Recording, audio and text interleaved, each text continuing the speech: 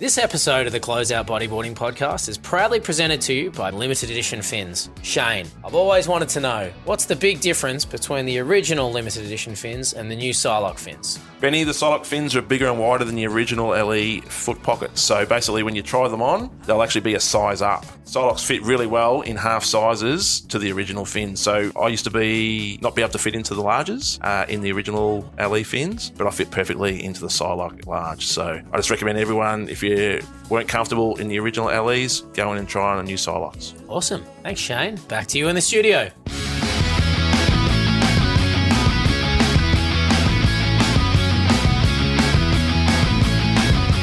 Welcome back to the Closeout Bodyboarding podcast, folks. My name is Benny Oborn. Can't even say my name anymore. It's been so long. Joining me, as always, one of my best friends and mentors and colleagues in all things bodyboarding, Watto. Good to have you back, mate. Good to be back, mate. It's been a little bit of a hiatus, but I'm pretty stoked to be back on the microphone. No apologies, because we're all selfish. But yeah, we've all had a fair bit going on in life, but we're back. Bigger than ever, than better. I tell you what, mate, bodyboarding, it's a funny sport.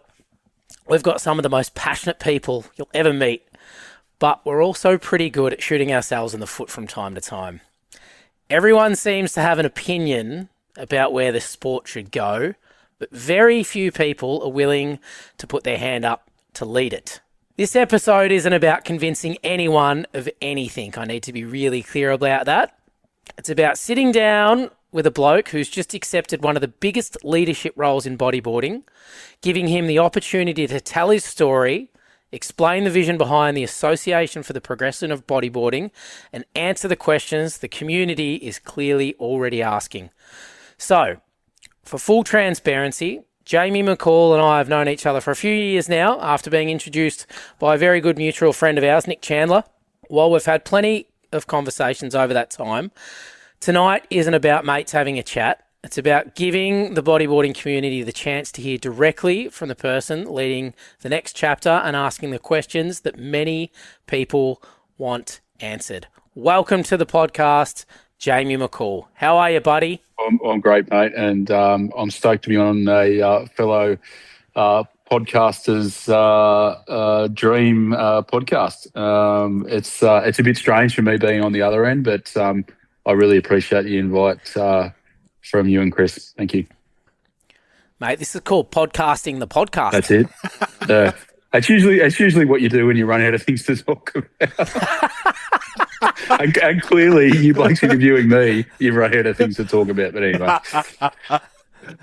Mate, your name actually got drawn out of the hat at a Friday pub raffle. It was either that or the frozen chook. The frozen chook would have been more interesting. Hey, mate, before we get into talking about the APB, I think this conversation would be a great opportunity for our demographic to get to know a little bit about yourself. I think for a lot of our listeners, your name's probably fresh in their minds, and as I mentioned in my intro, people are pretty quick to make judgment. So I really want to use this opening segment for people to get to know a little bit about you. Mate, I want to know about young Jamie, how you got to being where you are. Like, first and foremost, how did bodyboarding first grab you? Yeah, look, Ben, before I answer that, I will just touch on that fresh piece. I do think it is a superpower and a super skill of mine in regards to the fact that I haven't been tainted by what's previously occurred in bodyboarding. I tell a lot of people this. I've never competed at a high level. I've never even competed at a medium level. I've never sold bodyboards. I've never administered the sport. So therefore, because I've come from that fresh set of eyes, I actually do think that I come from the only place that I can come from to accept this job. And that's honestly, it sounds a bit weird or whatever, and I don't really care. I'm literally coming from a place of love because that's how I've been treated by the sport so far. So I want to replicate that. Ben, my early childhood was a really average, normal childhood, and the way that I got into bodyboarding was really normal as well. It was full of sun, surf, and school down in the Shire. I grew up in the Shire in Sydney, about 15 minutes from the the place that probably everyone that's listening to this podcast knows, Shark Island. And then we used to holiday down the south coast. My parents owned a caravan park about 5 minutes from the Kiama Wedge, where they've held numerous bodyboarding competitions. And at the age of 12, I distinctly remember going down there one day for whatever reason. I can't remember. It was a Saturday, and there was a bodyboarding competition on there, and this short little guy with a beard came up to me, and it just so happened that I had a BZ T-shirt on that day. And he came up to me and No way. and he said, "Oh, do you want me to sign your shirt?" And of course, you know who that was. It was actually Ben Severson himself. So the troll actually changed my life that day, and I'll never forget it. I had a diamond stinger that looked like a banana. That was my first bodyboard. My parents were, I was fortunate enough that they could afford a BZ diamond stinger, and that was my first board. That was the first half of the story of my young life in bodyboarding. The second part was when I wasn't down there in the school holidays, I was at my nan's place.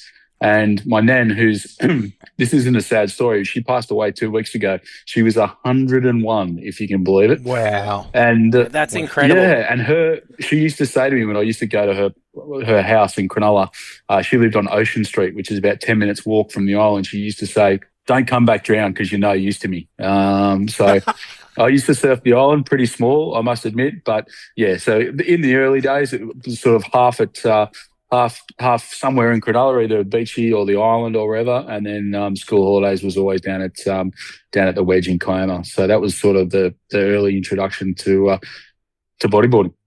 I think, Benny, this is probably the first person we've had on the podcast that they've had a BZ for their first board. We normally hear the Max 77 Yeah. or some other piece of foam, but Yeah, or a servo sandwich. yeah, but Yeah.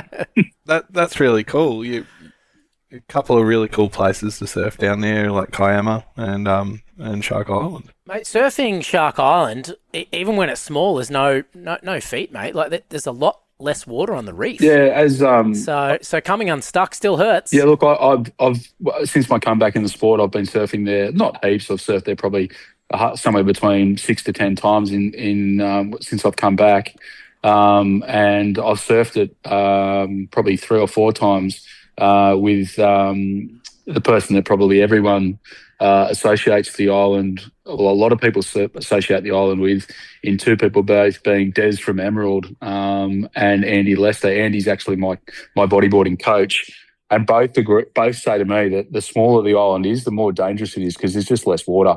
Now, obviously, 10-foot island is different to 1-foot island, but 2 to 3 foot island can be quite sketchy. Is I guess my point.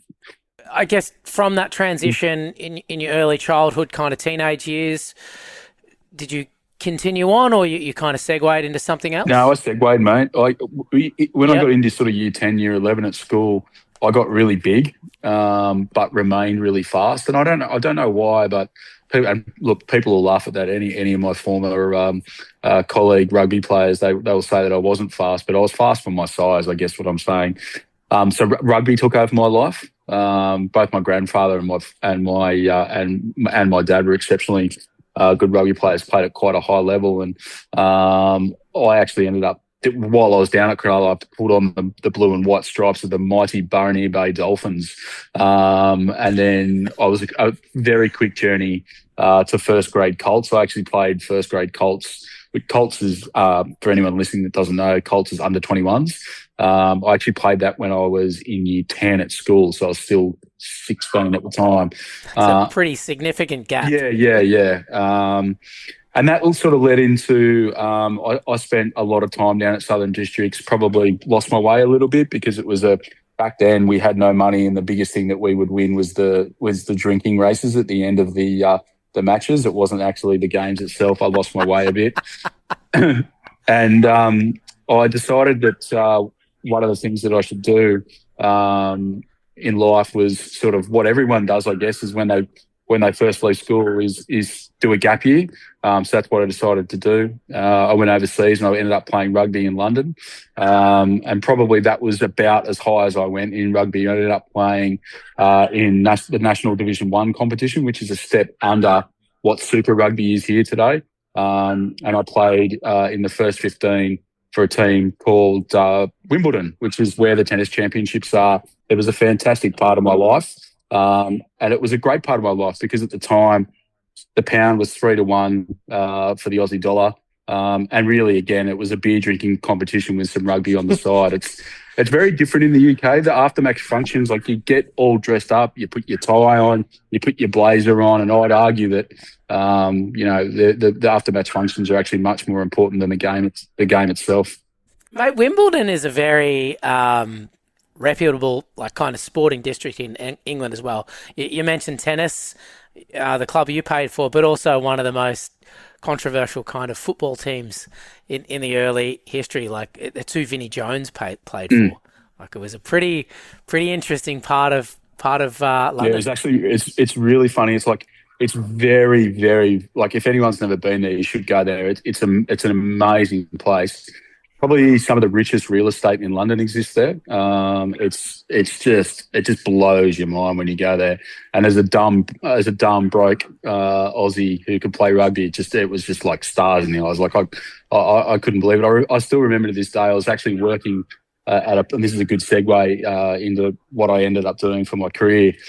At the time, I was working at a place called Morgan Stanley, which is one of the big investment banks in Canary Wharf, and the head of oil trading came up to me one day. He goes, "Oh, you're a big lad. Why don't you come and play for Wimbledon?" I said, "Oh, I can't get there because it's too far away from Canary Wharf. It'd take you about an hour and 20 to get to the training fields." And he goes, "Don't worry, lad. I've got a chopper. Let's go." So, like true story. Yeah, like just Wow. he sponsored the club, and it just happened that he was the 5'8", and yeah, he got me into play. He got me down there to play for them. So yeah, it was yeah. You're right. It's a weird place. I was actually living with. Do you remember the actor Dan McPherson? The Sure Aussie do. actor. I was living Yep. with Dan McPherson in Wimbledon at the time. He was doing a bunch of stuff. Wow. Yeah, he was doing a bunch of stuff. He was doing pantomimes and stuff at the time Gotcha. in London, and of course, Pantomimes? yeah, he was a good rugby man as Wow. well. So his dad actually coached me down at Boroughnear. Anyway, we're getting off topic, but yeah, there you go. Yeah. No, mate, nothing's off topic on our podcast, mate. I assure you of that. So how'd you end up working for Morgan Stanley? That's an interesting little bit. Before I left for London, when I was playing first grade Colts, it was pretty much between me and also I was playing hooker. So for anyone that doesn't know, hooker is the person that's wedged in between basically the two biggest giant individuals on the pitch, which are the two props. And my job was to hook the ball in the scrum and to throw the ball into the lineouts. The best hooker that was going on to probably play for the Waratahs was between me and one other guy. And at the last trial for the Waratahs, the opposition team came down and played us, and it was between me and this other guy who got picked for the Waratahs, and we lost 118-0. It was safe to say that I didn't Wow. get the Waratahs gig. Anyway, Wow. That's a bit of a whitewash, mate. yeah. But I got man of the match adjudicated by the referee. I think he just felt sorry for me. The opposition hooker was working on the Australian Stock Exchange floor at the time, and all he was doing is running. So you used to get buy and sell tickets from the floor, literally the place where people would shout at each other, "Buy, sell this, I buy that, I sell this." And he said, "Mate, we actually really need another runner on the floor to run the buy and sell tickets from the floor to the office." And guess what? It pays 18 grand a year. And I'm like, holy shit, 18 grand Boom. a year. Boom. This is like 1997, I think it was. So yeah, I pretty much took the job straight away, and that's how I got into stockbroking. That's how I ended up spending the last the best part of 30 years doing that. So yeah. And so you took a bit of a hiatus from bodyboarding. What got you back into it? I've been pondering, not just because of this podcast, but why have I landed here? And it's actually a moment of self-reflection. But I guess the real reason is when I started this journey approximately 4 years ago. If you can believe it, I was 134 kilos. Yeah, right. So I guess if you break it down, the reason that I got back into bodyboarding was to lose weight. I started off at the gym and eating less, and I hated it. I got down from 134, I got down to 100 kilos. And I just knew that I didn't have the discipline to keep going to the gym as much as I wanted to. And that I really needed to find some sort of exercise that I enjoyed, whether that be, I don't know, whatever it is that you do that floats your boat, that gets your cardio going. Is it, is it playing squash with your mates? Is it walking the dog? Is it lifting, is it lifting weights? Is it, I don't know, whatever it is. And one night, I just happened to be at my favourite wine bar in Sydney. Shout out to Stu Knox at Fixed. I know the one you're talking about here, yeah. And Stu and I were just talking, and we are great mates. And Stu said to me, mate, I'm pretty bored of you talking about doing something. Why don't you ride a bodyboard? Have you ever ridden one? And I'm like, are you joking? Like, I used to do it. Like, I used to skip school sometimes to do it. And he goes, I own probably the most collected bodyboard globally. And I'm like, what are you talking about? He goes, well, the most sold bodyboard ever is probably the Ben T10, and I own the Ben T10 prototype. And I'm like, no fucking way. And anyway, he took me down to his cellar underneath the wine cellar, underneath the Fixed Wine cellar. Bar, and he's got more boards in his wine cellar than he does wine. And anyway, there we are taking a photo. And look, that weekend, I made all the excuses in the world to not go out. And then the next weekend after that, Stu goes, bugger that, here's a wetsuit, here's a board, here's a set of fins. I want to see you in the water down at the bra. And I got in down at the bra, and that was at 100 kilos. I'm now 90. I've been that way for a while. But really the reason that I got back in was weight loss. And then the real kicker was, Noxie telling me, it's cool, man. You don't have to be Andrew Lester or Mike Stewart or Ben Severson or even a moderate rider to enjoy yourself. Bodyboarding is just about stoke. I mean, I should call them the young ladies. They're not the elderly ladies. The young ladies up at the granny grommets up in Queensland are showing that, right? The stoke, they are experiencing just as much, and I would argue potentially even more stoke riding, half a foot whitewater as, the guys that we watch take off at the island. And then the last thing, of course, that changed my life completely was urban surf. I live 23 minutes from it. I'm there weekly. I love the place, and there's not a better place in the world to learn the craft back and get better, in my opinion, than urban surf. I've met some incredible people there. I'm now involved in thebreak.com.au if you want to check it out. I think it's going to be Australia's most exciting wave pool project down in Adelaide. And we're almost shovel ready for that project. Urban surf, Stu Knox, weight loss, I guess, is in summary how I got back into it. I wonder if solely, maybe Stu felt sorry for you because you'd probably put thousands of dollars over his wine bar over the years. Like you and Nick are no different, right? Like every time I talk to Nick, I'm like, hey mate, how's your week looking? He was like, yeah, I got a couple of meetings in the city. I'm like, let me guess. And he goes, yeah, Noxie's place. I'm like, of course. Where else would you go? Look, I actually am a true believer. There's two things that I've done since I've been an administrator in bodyboarding is I don't ask the industry for money. I don't ask bodyboard industry for money. And I support bodyboarding industries. I believe that our sport can be so global and is so big that we can look outside the industry for support. Sure. If the industry wants to come along for the ride, you're more than welcome to do it. But, I think we need to be thinking a little bit bigger than, getting the local bodyboard shop to kick in $500 for a comp or whatever. I'd agree with that. And then there's a lot that you've talked about so far that I just think about things that go through my mind and it aligns. And funny you mentioned about urban surf and that's a great place for cardio because you're going to go and punch 18 odd waves in an hour and work through it. But really interesting way of getting back into the sport. So, was there ever the defining moment for you that you sat there and said, "Oh, I'd want to contribute to the sport instead of just surfing"? Look, I think there was, and it's a bit embarrassing to tell you this, and not embarrassing on my behalf, but probably embarrassing on Ben Player's behalf. I don't think I've met someone that is extremely dedicated, loving, and just single-mindedly dedicated to winning whatever he puts his mind to as Ben. In bodyboarding, I'm talking. I've met people in business and other sports that are equal with him. But after meeting Ben Player a few times, and I'm now lucky enough to call him a friend, and knowing how much he's changed the landscape of the sport and being such an ambassador, I wanted to sort of check. I guess I wanted to check my level of anger towards the Australian public about bodyboarding. And at the stage that I did it, I just signed on with Josh Kirkman as the co-host of Planet Boogie.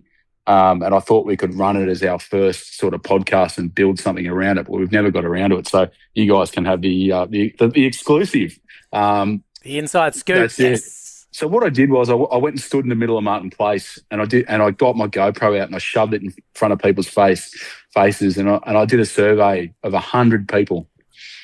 And the question, wow. and the question was, and we call our, we have all these dumb sayings in Australia, like we'd bet on two flies racing up a wall. We're a sport mad nation, blah, blah, blah. I said, question was, this is literally what I said. There's a 3 times world champion named Ben Player. He won the world championship in 2005, 2007, and 2013. What sport? Oh. Yeah. Yeah. Oof. And the amount of people that didn't know who Ben was pissed me off enough that I thought, you know what, I need to do something here. I want to do something here. I don't know if I can, but through my what is now my old profession, through my connections, and through what I'd already been set, what I'd already sort of seen, I thought, you know what, I sort of want to get involved from an administrative perspective. I think that's really good. Like, I love seeing that in people when they want to make change and they want to. You hear a lot of people, like Benny said, will sit there and piss and moan about the state of bodyboarding, or this isn't good enough, or that isn't good enough. And I really find it refreshing that you've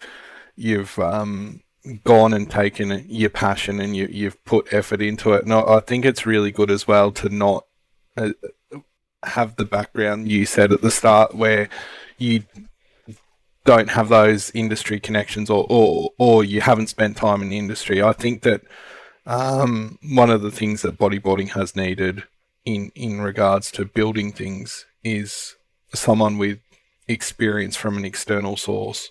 And I think that's really important, especially the business side of things. I don't think there's enough of it. Yeah, Chris, and I can tell you now that it's the main reason why I've been chosen to be the CEO of the APB is Mike and Isabella in particular are relying on me heavily to not develop what I call athlete envy. Yep. So, I'm not just going to go, oh, Mike, you're so good. Every decision's correct. They're both relying on me, not necessarily in that high-pitched voice, by the way. They're really relying on me to tell them when I think they're wrong. I can't just go ahead with what they say because although as the primary job of the CEO is to execute what they tell me to do, I also get a say in regards to if I think it's right or not. I don't get a vote. Of course, that's not the CEO's job. But to your point, Chris, it's really important that I do tell them if I think they're wrong. Yeah, but you're absolutely right. They've. I mean, what is it? Is it 16 combined world titles between those two? Am I off by 1 or 2 there? I might think be. It's 5. Well, Isabella's 5. Yeah. And Mike's 9 or 10. What did I say? 16? Oh man, my I don't know. Way out of check. Anyway, but again, they've seen the highs and the lows of competitive, administrative, and professional bodyboarding. So naturally, they're going to have some type of emotional, almost sometimes biased opinion or decision or ultimatum to where they want to put their words. So yeah, to have someone that is completely neutral and new to it, yeah, I think is a really good step forward. Yeah, cool. Thanks. I appreciate it. Great opportunity for us to probably now talk about the birth of the APB, which I think is really intriguing. So, who planted that original seed for what you guys are trying to do now? Into my head, or the original seeding of the idea? In general. Okay. Well, because I mean it takes two people to have a conversation. Yeah, for sure. So into my head, it was Josh Kirkman. So Josh and I basically have been looking to do something together for 2 years, whether that be via my own money, via a group of people that I was going to put together to do something. I've looked at everything that you can imagine that I could get involved in. I've looked at, and so far had declined. And whether that was sweat equity, real money, time, or everything in between, it just wasn't really the right fit. So Josh said, "Look, I really think you should have a chat with Mike about the APB and potentially, having a fairly senior role in that." So that was who planted the idea in my head. But from the original seed in regards to how the APB was born was 100% Mike. He's the OG founder. And in my mind, one of the main reasons that I got on board is, at least in my mind, as much as I'm happy to tell him that in anything that I think that he might be wrong, I don't think anything can go forward from a global perspective without him. I truly believe that he has, a fairly unique vision, and anything that does want to unite the industry, which is our main goal, I don't think it'll work without him. Mike has brand power. Yeah. Again, he's a 9-time world champion, one of the original founders of professional bodyboarding. Yes. And he's been there since the very beginning, and he's still here now. Yeah, exactly right. I mean, damn, he won the Shark Island contest 2 years ago. Mind blowing, mate. Mind blowing. Do you remember the quote? The quote that he said? Oh, Benny was probably still crying that he'd lost our I lost our sweepstakes. So I've got this is really weird, and I haven't told Mike this, but I think I've got 3 tattoos, and I sit on tattoos for a long time before. I sit on the idea of a tattoo for a long time before I actually get it done. And the last one I actually did, I had the concept in my mind for 2 years, and it actually ended up, I got it done just a little while ago. It's there's a Rubik's Cube at Maroubra. I don't know if you've ever been there, but I know the one. Yeah, I've now got a Rubik's Cube tattooed because Maroubra has changed my life. But I am seriously thinking about getting the quote that Mike said after he won the Shark Island contest, which was, "Never give up on the guy that doesn't give up." Yeah, put that on a t-shirt, hey fellas. That'll sell a few t-shirts. That's a good idea. There you go. Hang on, I should put that in alternative business stream 1. Yeah, what a motivational kind of speaking quote. Yeah, there you go. And I know this is a big one, and it's probably one that you might not be able to completely unpack right now, but what problems is the APB trying to solve? It's a massive question. I'll give it my best shot. But look, at its heart, the reason that APB exists and it's come about is because bodyboarding has some truly incredible. I've met the most incredible people in this sport. Incredible athletes and some really incredible history, but it only takes anyone 2 seconds it'll take anyone probably a week's worth of business analysis to work out that we've become fragmented. There's passionate individuals and organizations doing great work all over the world. There's no, the Australian scene at club level, it's a bit like rugby. At club level, it's amazing. It really, look what the guys at NCCB are doing. Look what the guys at Gold Coast are doing. Look what the guys at look what the guys in Victoria do. they're all doing great work all over the world, but too often they're working in isolation rather than together. And that's because they haven't been given a vehicle to work together. APB isn't about replacing those people or replacing those organisations or replacing those framework. It's about helping connect them and creating a framework where everyone can move in the same direction while still maintaining that sense of identity. And that is really important, because I believe as much as social media now is encroaching in our lives and taking away that sense of community and identity, it's becoming even more important to create that. And look, the problem with that is when a sport is fragmented and athletes don't have clear pathways, clubs feel like they've got to own their own, and that becomes difficult. Brands don't always know where to invest, and it becomes harder to attract partners. It becomes harder to grow participation, and ultimately everyone, ends up working harder, gets the shits, and ultimately also gets smaller outcomes. Now, look, that's a huge problem, and I'm not going to pretend that the APB has all the answers. In fact, I know that we don't.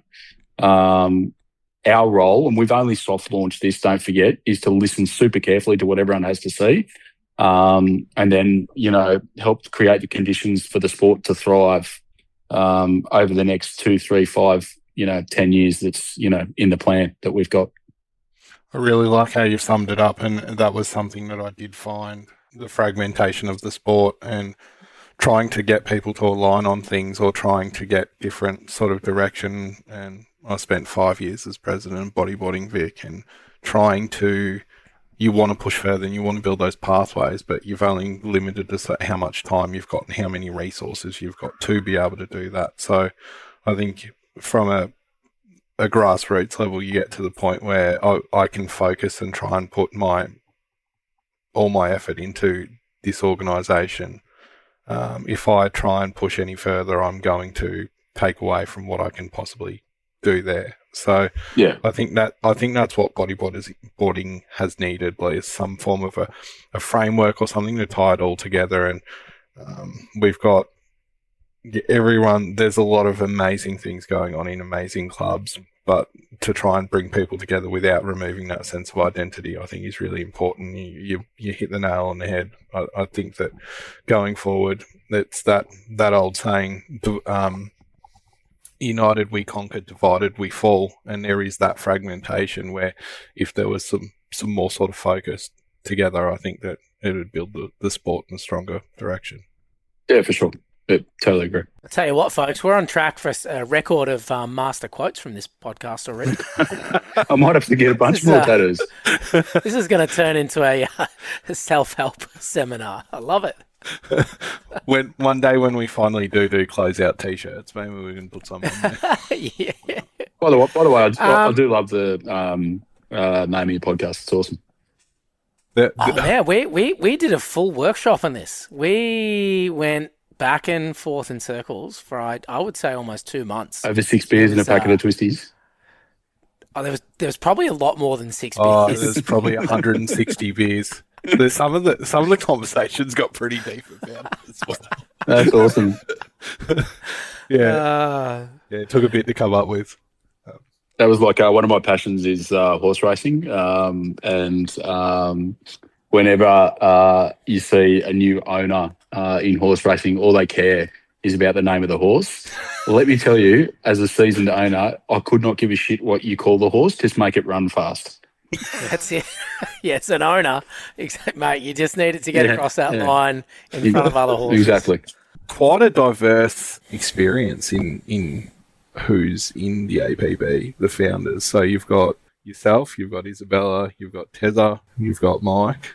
There's a fair bit of experience there. Was it intentional to have that sort of makeup, or how did that sort of come about?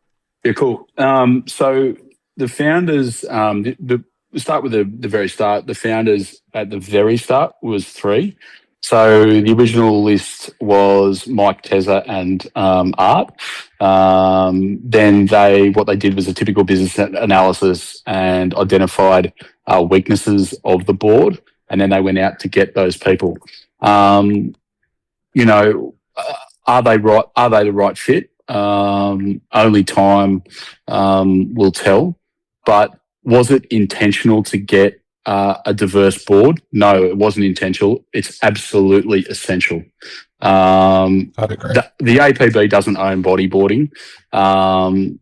In my experience, what the reflection of the board is we are bodyboarding. It's a reflection of what bodyboarding is today and what the global and domestic from Australia anyway constituents need and certainly require.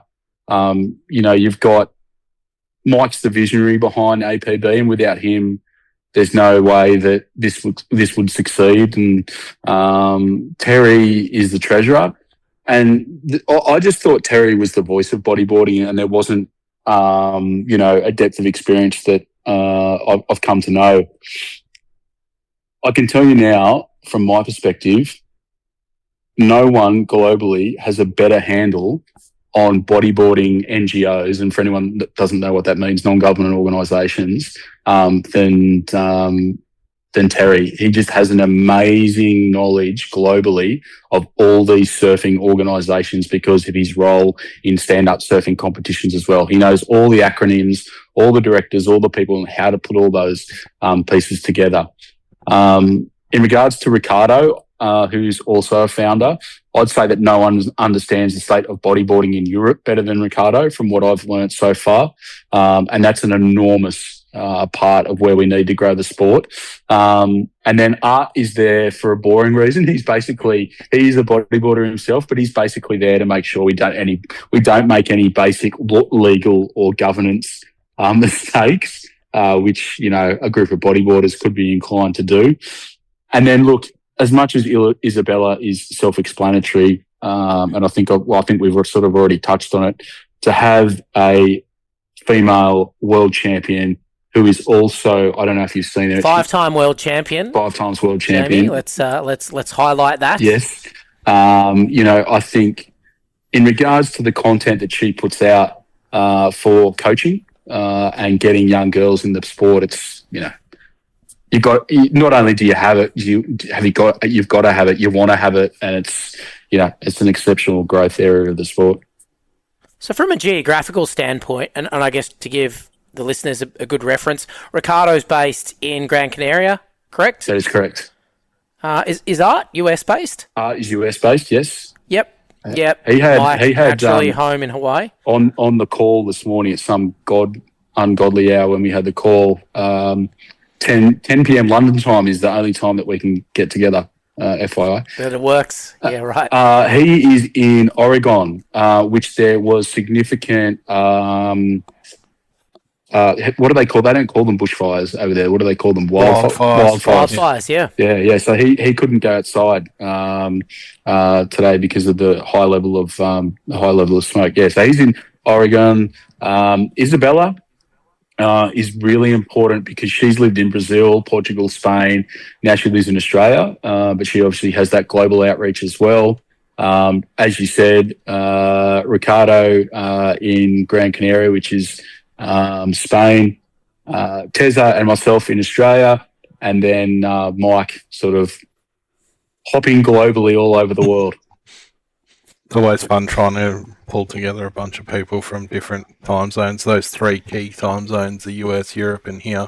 It's terribly difficult. The story of my life. Yeah. Where was Mike today? Or is this key confidential? He's in some... he's not still in Chile, is he? I'll tell you what, the only reason I can't answer that is because I don't know. Not really too sure. Yeah, no, I don't know. He's always got his background blurred because he, as you would know, he's an extremely busy person and very driven. So he will always take the call. He will always do the meeting, and I actually don't know where he was. Just let Mike be Mike. That's it. That's his job. Mate, I guess for anyone hearing about the APB for the first time, like what's the elevator pitch? I'd say that it's to keep it really. The APB elevator pitch is really simple. All we want is a stronger global bodyboarding community.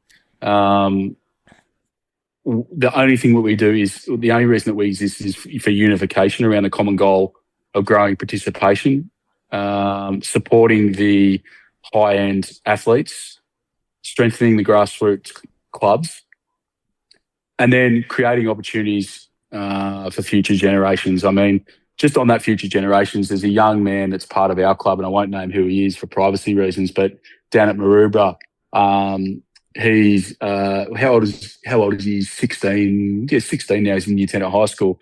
And the honest answer, we drove. Where did we go the other day? I drove him during school holidays. He said, "Oh, Jamie, can you take me down?" "Oh, we were going to Suck Rock." He said, "Can you take me down to Suck Rock in Cornell?" I said, "Yeah, sure, mate, I'll give you a lift."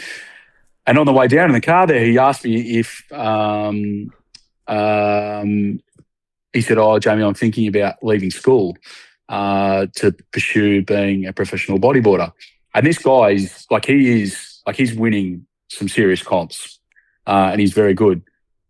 But my honest answer, I can't lie to a 16-year-old kid and say to him, "Hey, mate, yeah, there's a future." I want to change that answer.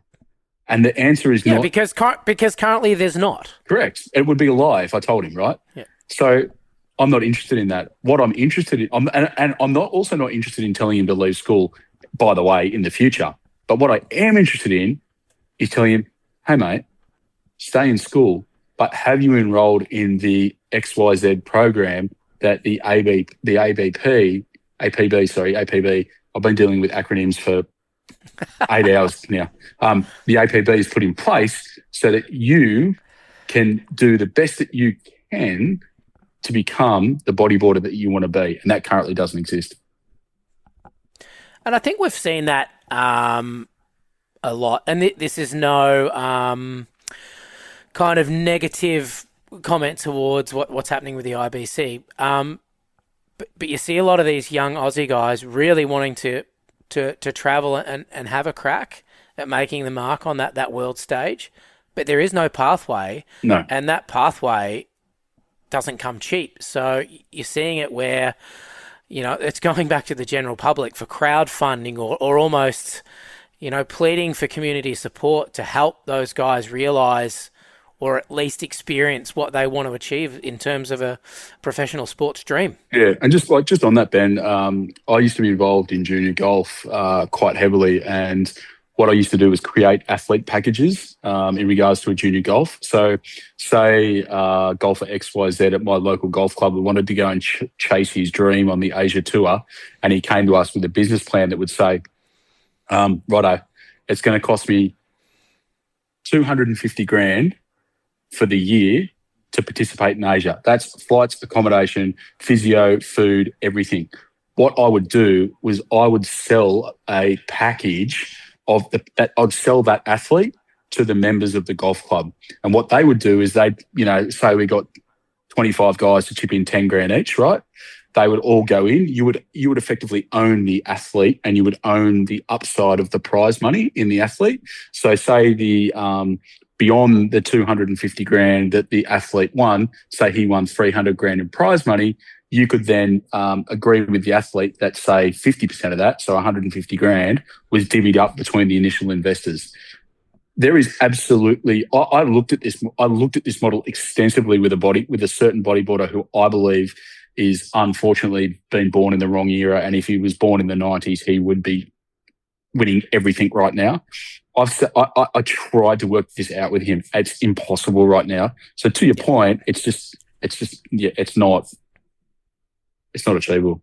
So fast forward 10 years, what does success look like to you, Jamie? To me, the success would be being able to crown a true world, three champions, three world champions, a male, a female, and a junior champion. Where athletes from all over the world can afford to go to the championship. And we have, and I guess more importantly, we've got united all the international bodyboarding federations around the world. And then the big one, and it's on the website, so it's no secret, is bodyboarding in the Brisbane 2032 Olympics. That might not be the right thing for the sport. And if our membership group which, you should go to the website, apbglobal.org, and sign up. If our members, if that's what they decide that they don't want bodyboarding in the Olympics, let us know. What's the alternative? What's the better route? Part of the APB exists is to give everyone a voice so that we can go and execute change and get the best pathway for bodyboarding, whatever that happens to be. Yeah, so for anyone that hasn't been to that website, by the way, it's apbglobal.org. As soon as you get to the main page, there's basically a come and take part section. Just fill in your details. Bang, you're on the system, and you'll get as many updates as everyone else that's on that list. Is there anything else I'm missing from that, mate? No, that's it. And look, there is a lot of things that are literally being decided right now, as in I'm talking probably in the next 48 hours, which I can't talk about. And there's a lot more other decisions that are going to be talked about in the next month or so. So if you do want your say, please sign up. Please don't be one of those people that, end up on social media and comment, oh, I wouldn't have done that. Well, what would you have done? Let me know what you would have done, because I'd love to hear it. What they say about the first rule of Fight Club, mate? We don't talk about Fight Club. Organising or executing a plan like this is always going to have barriers to entry. It's all, and that they are mainly going to come from, I guess, the state of bodyboarding being in stasis for a long time. So I guess it's going to be relationships that we need to unpack and understand, and then the barrier to the barrier to entry, or the obstacle that's going to be in the way, is us delivering a better alternative. We haven't come across it yet because we haven't implemented anything yet, and that's on us. Maybe we soft launched too early, but we felt like that what we wanted to do was soft launch and get the community's feedback before we hard launched. Look, I feel that anything that comes our way, we've got, a team at hand to deal with it. But as far as giving you a hard answer, we haven't come across anything yet. Well, mate, if you're ready for our first therapy session, you just let us know when you're available. I don't know if Chris or myself will take the couch first. It's funny. I actually often say to people that I don't know why I've spent thousands of dollars on psychiatrists over the year. I should have just got back into salt water, and now I'm potentially turning that into something else. But anyway. Mate, saltwater therapy is some of the best therapy that any human being can experience in life. Yeah. Whether they are someone that is connected to the ocean through surfing or any other water sport, it doesn't matter. Saltwater therapy, just entering that body of water, takes the pain away. Well, that's what they say. Salt cures everything, whether that be via tears, sweat, or the ocean. Or tequila. Point taken. Works for me. I got so desperate to make myself a Negroni the other night because I had such a long day that I made myself a tequila Negroni, not a gin Negroni, and goddamn, it was awful. It's kind of the wrong tone, isn't it? Yeah, no, it was awful. I still finished it, but there you go. Yeah. Mate, when I first stepped into the role of GM for the ABA, alongside obviously one of my best mates, Nick Chandler, and someone that I've looked up to for such a long time, I thought the hard part was going to be changing things. It honestly wasn't. The hardest part for me was realizing that every decision that I make is going to upset or disappoint someone. I quickly learned that leadership in a volunteer-driven sport, because that's essentially what it was, isn't about making everyone happy. It's about making the decisions you genuinely believe are right for the future of the sport. Have you had that moment yet? Yeah, I have. Absolutely. But not at the APB. Yeah. Yeah. Do you want me to unpack it? That's good to know. I think I know where you're going with this, but I would love for you to unpack it. Look, I doubt it. And look, I'd be interested to hear what you thought I was going to say. But recently, I made a decision in Clubland at Maroubra. I'm off the mark. Yeah, but I'm more than happy to listen to what you thought it was going to be, and I'm happy to talk about that as well. which was probably, in hindsight, the wrong decision. And when the Maroubra Bodyboarding Instagram account put up a post saying congrats to Maroubra President Jamie McCall for his new role at the APB, the person that disagreed with the decision replied to the Instagram account with a really nasty message, not knowing or not thinking that I had access to the account. That's absolute gold, right? Yeah. And like, honestly, this sort of stuff, like, no, my old job, it came with so many complications in regards to enormous matters that stuff like that is water off a duck's back to me. Mate, we've all seen Wolf of Wall Street, so we know what stockbrokers get up to. I don't want anyone to think that was me, but it kind of was. No, it honestly just was water. I had another volunteer one, awesome one last week. One of my other volunteer roles is I'm the vice president at my kids' schools, the rugby association. So we have a rugby association that reports into the PNF. And last week, I only know these numbers because I had to do the stock take at the end of the day. We did 100 dozen eggs, 70 kilos of bacon, 80 kilos of sausages, and 2,500 bread rolls on the barbecue on the day. And at the end of it was such a brilliant day. And at about 3:15, which is right at the end of the day for the barbecue, and I won't mention the other school, but one of the dads from the other school who I'm obviously serving, right? And don't forget, we've just served that amount of food. And it's literally a school rugby barbecue, right? The guy comes up to me and goes, "Oh, mate, can I get crispy bacon?" I'm like, "Huh? Yeah, can I get my bacon?" Mate, it's not a cafe, mate. Like, there's a cafe down the road, bro. Like, this is just a school barbecue, mate. Can I get a side of smashed ab? Yeah. Oh, yeah, exactly. Do you want some coriander or? Yeah. How about your eggs sunny side up, mate? Wow.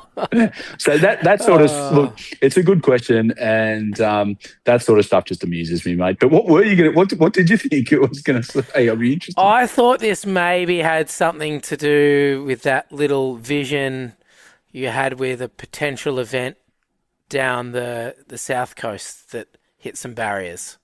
I'll talk about it, but I'll protect all names and locations. Yeah. I was lit. That took me, I got to say, a big deep breath and 48 hours to get over. And the worst part about and for anyone that doesn't know what happened there, myself and a few industry participants got really close to an event, and then at the particular location that we were going to have the event, things got vandalised, and we found out that the property that was vandalised to send a message to us not to have the event there was actually done by a bodyboarder. That was the most gut-wrenching part. But you know what? My approach to that was I actually wanted to go and give the guy a hug and ask him if he was okay, and say, "Hey, mate, do you need some help, or what can I do for you, or how can I explain to you the event that was going to occur here, that was going to do amazing things for the local community and the sport, which you clearly feel terribly passionate about." It's funny you say about that, and like as I said before, I spent 5 years as a president of Bodyboarding Vic, and the same thing, the amount of Instagram messages and Facebook posts and stuff like that, and then people just getting on their high horse and getting their shits up with the whole thing. And but you've really got to try and stop that criticism from clouding your judgment. How have you found that? Yeah, like I've actually I've got quite a few famous athletes who I'm friends with out of the sport as well, and their policies, they just don't read it. So I think going forward, that's what I'm going to do, and hopefully when the APB has a little bit of operating money, we actually even talked about it today that we need to get someone to manage our social media and to get the critical messages to us. But unfortunately, as we all know, the one thing that social media does do is drive traffic to your website. And the way it drives traffic to your website is via an algorithm that makes people feel enraged. Yeah. Yep. Which is the last thing that I want to do. Or be involved in. I'm not interested. Funny you say that, Jamie. I saw this website today, this post on Facebook today, and it was like this painter's website, and it was clearly a satire one, or he's trying to build his presence, because he's posted this screenshot of he sent to a customer, and there's like paint spilt all the way down the carpet on a set of stairs, and he's like, "Oh, yeah, sorry about the paint on the stairs. Accidents happen, but I'm no way liable for this. You'll have to chase your own insurance for it." And like the post has gone viral, like it's through the roof, and people are like, "You that dumb? You've got no insurance." Da da da da da. And yeah, you're right. It's driven people to there. Yep. I wouldn't have looked at it. There you go. Clickbait at its finest. Yeah. It's why Chris became so successful on TikTok. Yeah. I don't even have TikTok, thank God. Yeah, mate. I thought TikTok was one of those delicious bickies with like the coloured icing on top. I thought it was the noise a clock made. Yeah. Look, I'm not strict. I'm not super strict with my kids on social media, but the one thing I don't let them have is that thing. Mate, I want to kind of talk about something that I think is going to be quite a challenge. And you told me last night while we were chatting online that you want the IBC to continue to succeed. Can you explain to me in detail kind of what you mean by that and how it will align with what you guys are doing? Yeah, sure. And I genuinely mean that, and so does the board, and so does APB as a group. If the IBC doesn't grow and doesn't succeed, then we view them as no different to any other bodyboarding organisation. We want them to succeed. Sorry, my dog, get lost. We want them to succeed. Buddy, I almost had who was the Kevin Rudd? No, it wasn't Kevin Rudd. Who shouted at their dog recently? And what Polly? I know who you're talking about. Yeah, doesn't matter. That was aggressive. Man, I saw a funny parody of that today. I'm sure you did. Bluey. Yeah. Anyway, let's get back to Barnaby Joyce. That's it, Barnaby Joyce. Thank you. Barnaby Joyce. Yeah. Wow. But not only but the board does genuinely mean that, and so does everyone at the APB. If we haven't done our job correctly and grown the sport and grown eyeballs and participation, that leads to a better product from the IBC, more participation at a grounds level, and more importantly, which I'm sure the IBC would have loved, which is attract more investment from outside of the industry into events, then we've kind of failed. So the relationship with the IBC, there isn't one at the moment, but we're hoping to establish one. And it's really important to us that we help anyone that wants to do anything in bodyboarding succeed and grow. What do you think genuine collaboration with IBC looks like?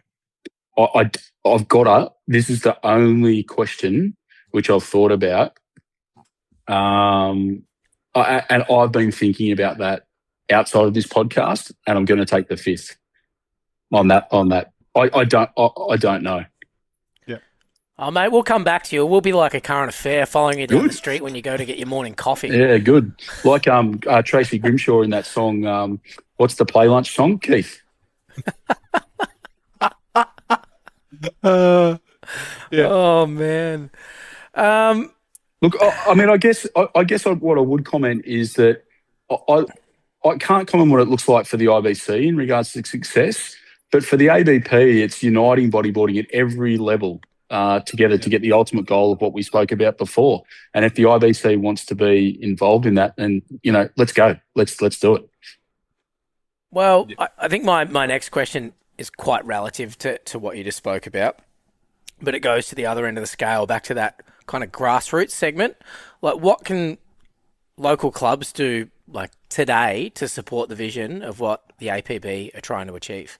Go to the website, sign up, and then anyone that wants to speak to me or Tezza particularly, like I'm talking about Australia, because as well as being CEO and as well as Tezza being treasurer, we're responsible for the Australian, movement towards what we're going to do at the APB. Reach out to me. I'm more than happy to come and have a coffee with anyone. I'm going to be travelling the eastern seaboard quite a bit, and Victoria, and South Australia. And I'll be at the Aussie titles in, I think it's in Newcastle in 3 weeks. August, right? Yeah. Yeah, August. Come on right? up quick. Yeah, I've just ordered my APB t-shirt off Temu, actually. So, Was that like $12 with free delivery? yeah, and Yeah, actual, nice. it's like the little sticker on your wing mirror. Actual results may differ. Hey, I really need to give a massive shout out to Tezza, and also an apology. Tezza and I have been trying to link up for a potty for quite some time, but for a variety of reasons, it just hasn't worked out. But he will be on as a guest very, very soon, not just to talk about the APB, but to also talk about his life in bodyboarding and outside of life. He is a massive figure and presence in everything he does. Yep. Tezza is one of my earliest and most influential mentors in bodyboarding, not just from an event management perspective, but also from a sports media point of view. I learnt almost everything I could from running large-scale events from Tezza. I also had some other great mentors in Mick Parkhill and Nick Chandler, but Tezza has been there from the very beginning, and I can't thank him enough for everything that he's done for me. I'm still so passionate about the sport and about event management because of what Tezza does. I had the great opportunity of sitting alongside Tezza at this year's Shark Island Challenge, which is all thanks to Lukey and Sadzi bringing me up at the 11th hour. But to share the mic with Tezza to do beach commentary, man, what an honour. I love having conversations with him. He can talk for 7 days straight and still keep everybody engaged. Like that is a rare gift. Yep. The APB is extremely lucky to have him as an asset. I can tell you that much. Epic. Oh, I've gone off track. I couldn't not talk about Tezza. That's all good, mate. Put it this way, podcast. Benny. It's pretty telling. I was surfing in the national titles a couple of years ago, and ironically, I was surfing against someone that I'd surfed against 20 years ago as a Grom. And he turned around to me and he goes, "Watto, some things never change. They're playing the same music on the radio we were listening to 20 years ago on the PA, and Tezza's still talking, and we're still surfing together." It was one of those sort of reflection moments. You're like, holy shit, he's right. Yep. And mate, what about, again, you touch base briefly on this at the beginning of the potty, but what can the industry do? Like what can the core bodyboarding brands do to get behind all of this? Well, look, in regards to what they can do, that's got to be left with Mike to comment on that. Obviously, Mike's involved with one of the biggest bodyboarding brands in the world. It's not for me to say, and there is no firm plans yet. But what I will say that we will do, which is probably I can answer better, is that we're here to support these guys, and those conversations are going to be opened up fairly soon. I'd say within the next month or so. What about athletes? What about the riders? Look, I mean, you've driven them to the website already. I think I honestly think that everyone wants to get on board for this journey, but how can we, as a bunch of riders and athletes and competitors, start to really support the vision and do some of that groundwork? Yeah, I mean, look, what I can say is not much, but I can tell you that right now it's moving bloody fast. Like I'm talking, like there's decisions, as I sort of alluded to before, there's decisions being made right now. It's exciting, and if any particular athlete wants to reach out to give their input in regards to what they think should happen, or if they've got an idea, please reach out to me, Tezza, Mike, or anyone on the board in confidence. That we're all ears in regards to what you need, or what you think should happen. And I know that's not a concrete great answer, and there's not much meat on the bone, but it is what it is. Nice. So you're talking about things happening really fast. There's one thing we always do on this podcast, and it's the rapid fire round. Oh. So I'll start off. What's your favourite wave? My favourite wave, I can't tell you, but the one that's as in it's kind of private where it is. But my favourite wave that's public is 100% Aussie pipe. Yep. Like it's one of those places where, like, one day I'm going to be catching a wave down there. I'm going to look up into the bush and a pterodactyl is going to fly out, and I'm not going to be surprised. Yep. For reference, we haven't had Jamie sign a non-disclosure prior to this episode. There's a lot of pleading the fifth going on here. It's the only place where I've been to where, like, I don't really understand the Indigenous Australian stories and I've never really done any work on it in regards to the Dreamland stories and that storytelling piece, which is obviously such a critical part of our culture. There is something about that place which is, again, it might sound weird, but it's spiritual. Yeah. See, I have the similar feeling at Luna's. Like, Luna's is smack bang. Again, it's not a secret wave, but it's smack bang in the middle of Gutterbanud land, and I've done quite a lot of research, and I work in tourism, so it's a really important part of the storytelling that I do. But there's something about being there, standing on the beach beneath those cliffs, being out in the water that is, I can't describe the energy that is in that water, but it's pretty crazy. And I got it from the first time I surfed it. Yeah. Most underrated bodyboarder. Dean Landini. Can you elaborate a little bit on this person for those that don't know? I'll give you an example. He goes left at, I almost called it the wrong name there. There's another name for it if you're from Rubra. There's another name for it if you're from Cronulla. Long story, bad blood, etc. Whatever. Yeah. Long time ago. Mate, we're positively neutral, aren't we here, Chris? Yeah, we tried to be. Yeah. And it was a long time before my time. Dean is an absolute charger in the East. He surfs all the reefs that no one surfs. He's just an amazing bodyboarder that shows no fear. And on top of that, he's a great man with a big heart. Who's your biggest influence? Asking all the hard questions today. God, I'm gonna leave someone out here. At the risk of leaving a lot of people out, I've got to say Ben Player. Yep. And the reason is if it's a really, really, really hard decision, I guess I'll come back to the fact that unless I've signed something to say that I can't talk about it, and it's a private matter, then I will ring Ben in regards to bodyboarding. Yeah. I'll tell you what, Stewie Knox is going to be pretty bummed you answered that.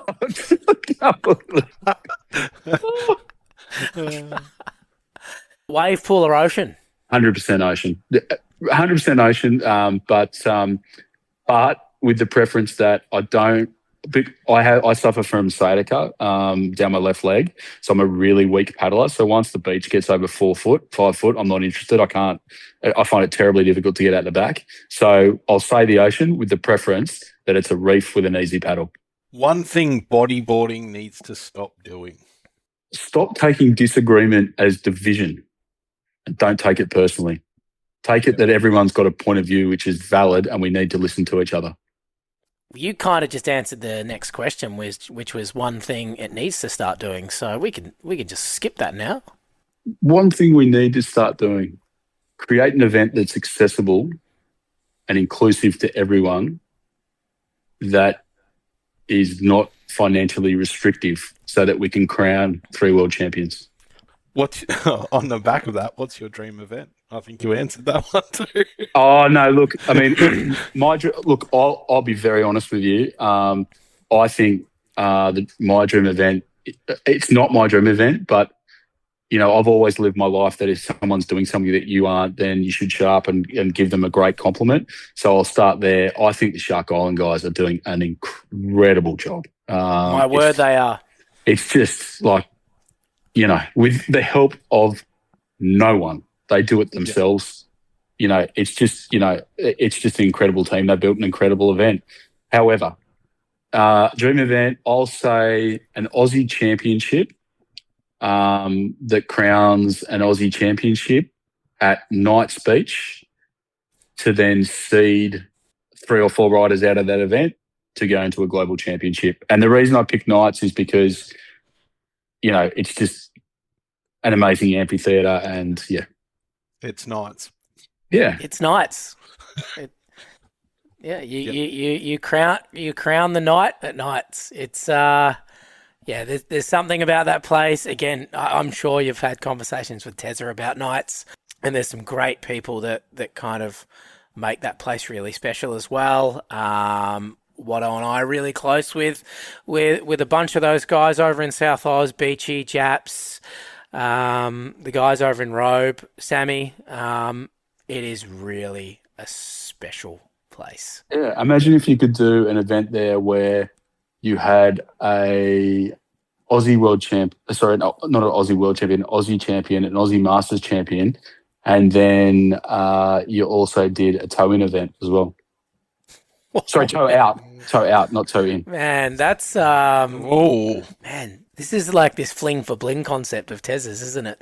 I don't know if it's physically possible to do toe outs at Nights because it's so close to shore. You do the toe out at the bay around the corner. Yeah, got it. yep. Not that I haven't already thought about this, but anyway, there you go. Oh, I bet. Mate, if you could make one phone call tomorrow, who would it be to? One. Can't be a Teams call, so you can't just dial everyone in. It's going to be one person. in regards to bodyboarding or life in general? I'm gonna let you take the lead on this, mate. This is your choice. I'd call Sevo and tell him to give me one of his riders, one of his boards. Yeah. The second person would be the person that bought 001. But anyway, there you go. Do you know who that person is, or is that still kind of... Noxie would know. No, he doesn't, mate.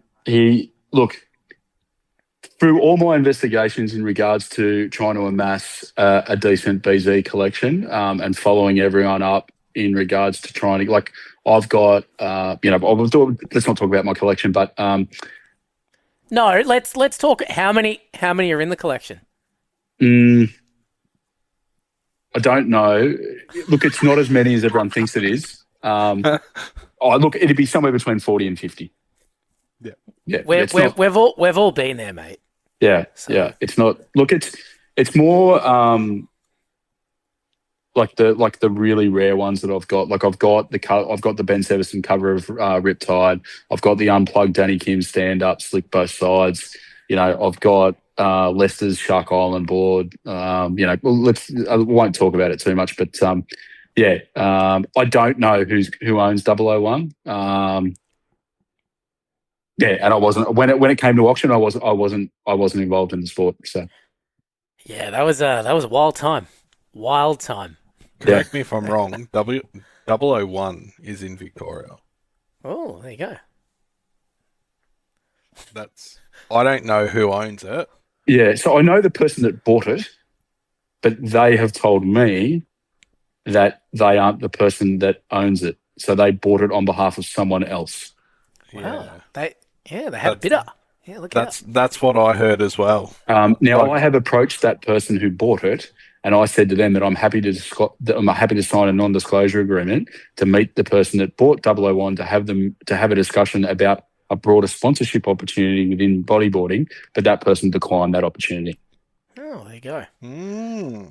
Anyway, there you go. There you go. Interesting. I think we've kind of covered everything we need to. So first and foremost, mate, I want to thank you for putting some time aside to chat to me and Watto. Mate, we feel pretty blessed to have had this conversation.